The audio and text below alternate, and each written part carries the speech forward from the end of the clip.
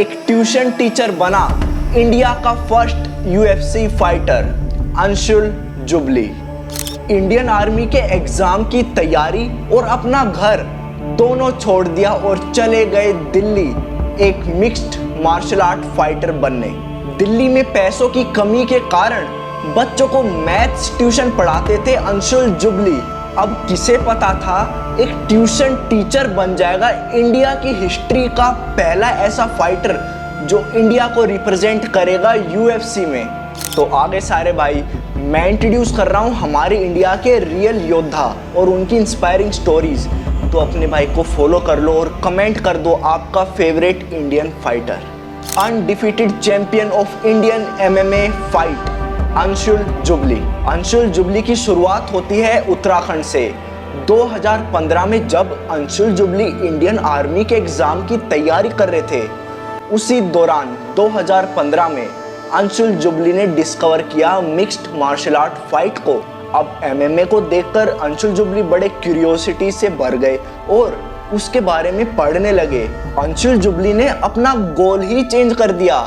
जहां वो government job Indian army के एग्जाम की तैयारी कर रहे थे, अब उन्हें बनना है इंडिया का best professional mixed martial art fighter.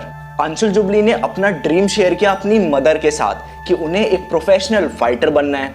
तो क्या उनकी मदर ने छूटते ही मना कर दिया कि भाई नहीं करना तुम्हें ये।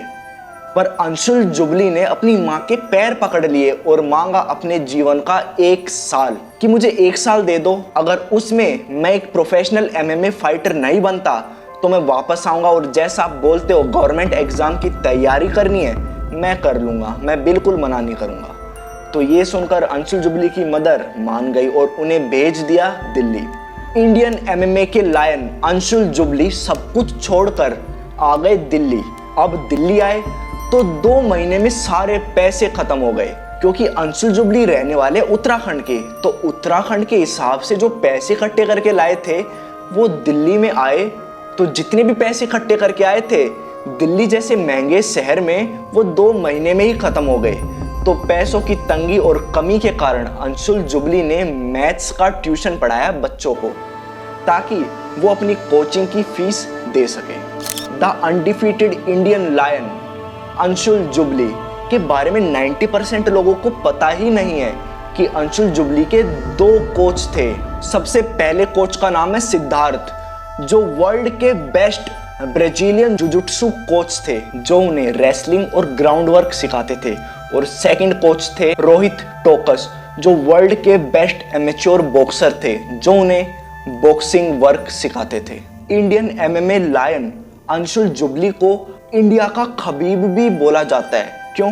क्योंकि अंशुल जुबली ने अपनी लाइफ में 17 से 18 एमेच्योर फाइट लड़ी हैं और सारी की सारी फाइट जीती हैं। और ऐसा करने वाले अंशुल जुबली इंडिया के पहले और आखिरी फाइटर हैं अब तक। अंशुल जुबली अनडिफीटेड चैंपियन होने के कारण उनको डायरेक्ट ऑफर आया टाइगर श्रॉफ की ऑर्गेनाइजेशन से, जिसका नाम था MFN matrix fight night. Indian lion Anshul Jubli versus India के डेडलीस्ट फाइटर संजीव बुधवार। संजीव बुधवार के बारे में ऐसा बताया जाता है कि फाइटर उनके सामने आने से भी डरते थे। अब संजीव बुधवार की फाइट हुई अंशुल जुबली के साथ और संजीव बुधवार अपनी लाइफ में पहली बार हारे अंशुल जुबली से। हार जीत तो गेम का पार्ट होता है। दोनों ही हमारे इंडिया के लेजेंड फाइटर हैं एमएमए के। MFN मैट्रिक्स फाइट नाइट जीतने के बाद अंशुल जुबली को डायरेक्ट टिकट मिल गया था वे टू यूएफसी, जहां पर उनका मुकाबला होता है एक ऐसे फाइटर से जिसने अपने सभी ओपोनेंट को नॉकआउट कर दिया रिंग में। Fighting machine of India Anshul jubilee 1 कदम दूर थे यूएफसी से। उससे पहले उन्हें लड़नी थी वे टू यूएफसी फाइट और उनके ओपोनेंट एमेच्योर फाइट के डेडलीस्ट फाइटर जिन्होंने अपने सारे ओपोनेंट को नॉकआउट किया है, उनका नाम था जैका साबी। जैका साबी की फाइट हुई इंडियन लायन अंशुल जुबली के साथ और जैका साबी अपनी लाइफ में पहली एमेच्योर फाइट हारे एक इंडियन से, जिनका नाम था अंशुल जुबली। अब ये फाइट जीतने के बाद अंशुल जुबली को डायरेक्ट टिकट मिल जाती है यूएफसी की और अंशुल जुबली बन जाते इंडिया की हिस्ट्री के पहले ऐसे फाइटर जिन्होंने रिप्रेजेंट किया था इंडिया को यूएफसी में। Indian fighting machine Anshul jubilee UFC में तो चले गए, लेकिन जब उनकी फाइट होनी थी, जस्ट फाइट से एक दिन पहले अंशुल जुबली कोरोना पॉजिटिव निकल गए। उनकी तबीयत इतनी खराब हो गई, अंशुल जुबली जहां 3 मिनट सांस रोक सकते थे, वो 30 सेकंड भी सांस नहीं रोक पा रहे थे। अंशुल जुबली और उनके कोच दोनों शॉक्ड थे कि वो फाइट कैसे लड़ेंगे। क्यों?